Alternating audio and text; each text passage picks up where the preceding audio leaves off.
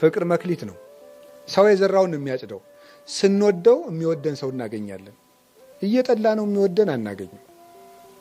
ስንወደው ነው የሚወደን ሰው ሁሉ። ስለዚህ ፍቅር መክሊት ነው። ክርስቶስ የሰጠን መክሊት ነው። ለሰው ልጆች ብቻ ነው ደግሞ የተሰጠ። እንስሳት ፍቅር የላቸውም እኮ። ፍቅር አይባልም የነሱ። ፍቅር የሚባለው ምን ማለት ይመስላችኋል? ፍቅር ማለት የራስን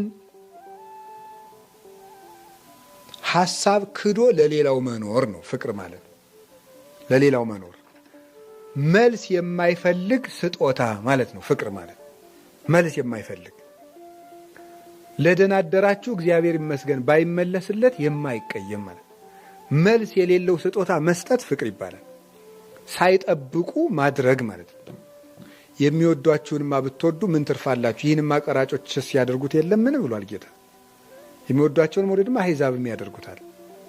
እናንተንስ እላችኋለሁ ጠላቶቻችሁን ውደዱ፣ የሚረግሟችሁን መርቁ፣ ለሚያሳድዷችሁ ጸልዩላቸው። የሰማይ አባታችሁ ለክፎችም ለደጎችም ዝናብን ያዘንባል፣ ፀሐይን ያወጣልና ብሏል። ዝናብ ያለው ስጋው ደሙን፣ ለክፎችም ለደጎችም ስጋውን ደሙን ሰጥቷቸዋልና በእንቢተኝነት ቀረባቸው እንጂ ብሎ እናንተም እንግዲህ ርኅሩኆች ሁኑ በሰማይ ላለው አባታችሁ ልጆቹ ተሆኑ ዘንድ ብሏል። ስለዚህ ፍቅር ማለት እሱ ነው። ፍቅር ማለት ልዩነትን አቁሞ አንድነት ላይ ማተኮር ነው። እንደሱ ነው። ፍቅር ማለት ሰዎችን መረዳት ነው። መረዳት የሰዎችን ሐሳብም ሆነ ኑሮ በራሳችን ቦታ ቁመን ሳይሆን በራሳቸው ቦታ ቁመን ማሰብ ነው። ሕፃን ሲያወራ እንደ ራሱ ነው የምንረዳው፣ እንደኛ ነው እንደ ራሱ ነው የምንረዳው። ወደ እሱ ወርደን ነው የምንሰማው።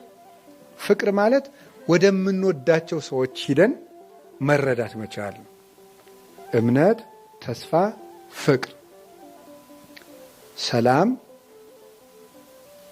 ራስን ከእግዚአብሔር ጋር ነፍስን ከስጋ ጋር እና ከሰዎችና ከተፈጥሮ ጋር አስማምቶ መኖር ነው ይላሉ።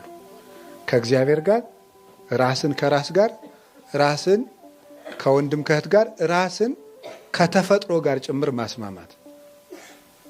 የእግዚአብሔር ሰው ከምድር ሁሉ ጋር ሰላም ይኖረዋል፣ አይታወክም። ኧረ እንደው በዚች ምድር ለምን አኖርከኝ አይልም። ምድርን ራሱ ተስማምቷት ወዷት ነው የሚኖረው። ይሄ ሰላም ይባላል። ያን ሰላም የሚሰጠን ማን ነው? ክርስቶስ ነው። ያን ሰላም የምናገኘው እንዴት እንደሆነ ታውቃላችሁ? ዓይናችንን ከሰዎች ላይ አንስተን ማን ላይ ስንጥል ነው? መድኃኔዓለም ላይ ስንጥል ነው። ሰዎች ዓይናችን በጣልንባቸው ቁጥር እየተንሸራተቱ ጅራታቸው መያዣ የለው። ክርስቶስ ላይ ግን ከጣል በፈለግነው ቁጥር አለ፣ ባንፈልገው እንኳን አለ እሱ።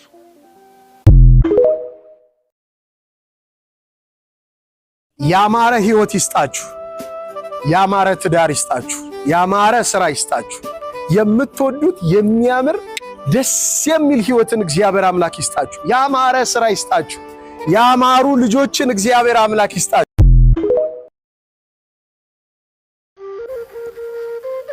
እንዳይጠብቀን እንዲጠብቀን የሚያደርገውን ነገር ሁሉ ቆርጠነዋል። ከሱ ጋር መዋል አንፈልግም። እሱን በጸሎት ማነጋገር አንፈልግም። ሕጉን መፈጸም አንፈልግም። በቤቱ መኖር አንፈልግም። መታረቅ አንፈልግም። መስማማት አንፈልግም። በምን መልኩ ይጠብቃል?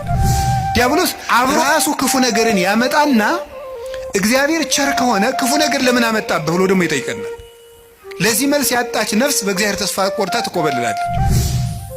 የሚረግሟችሁን መርቁ ብሎ ሰው ሚስቱን መውደድ ካቃተው፣ ባሏን መውደድ ካቃታት፣ የማያምኑትን ውደዱ ተብሎን ክርስቲያን መውደድ ካቃተን እንዴት ብለን ነው አሁን ለክርስቶስ የምንመልስለት? ሰውን ለማዳን ወርቅ እፈልጋለሁ ቢል ኖሮ ወርቅ ስንት ሰው ይኖረዋል? እግዚአብሔር ግን ሰውን ለማዳን እስከ ውሃ ዝቅ ያለ እሱ አትበሉ እድሜ ለንስሐ ስጠኝ ነው የሚባለው። ወይ ጉድ! እንደዚህ ማለት ጌታ ሆይ ግደለኝ ማለት እኮ እንዲሁ ጸድቅ ያለው ማለት ነው። አስተካክለኝ፣ ጊዜ ስጠኝ፣ ቆየኝ እስካፈራ፣ አትቁረጠኝ ነው የሚባለው። ያለ እግዚአብሔር ፈቃድ ምን አይሾምም። እና እንግዲህ ሁሉም ባለስልጣን እግዚአብሔር እየፈለገ ነው የሾመው ነው? አዎ አይደለም? ሁሉም ባለስልጣን ማለት ነው። እንደው የዛሬዎችን መገምገም ከፈራችሁ የድሮዎችን ገምግሙ፣ ችግር የለም። እውነቴን እኮ ነው ማለት ነው። ቢያንስ የድሮዎቹ መጥተው ምንም አያረጉንም ማለት ነው ስላላደረገ በሬ በቃ እንዲሁ ነው ኑሮ ብሎት አይኖርም። ምርጫ የለውም፣ የሚበላውም ምርጫ የለውም። ያው የተወሰነለትን እኔ ሰሞኑን ቲማቲም ልብላ ይላል በሬ ይላል። እስኪ ንገሪ፣ ኧረ እንደው ሻዩ ላይ ቅርንፉድ ጨምሩበት ይላል በሬ አለ። ምርጫ አለው።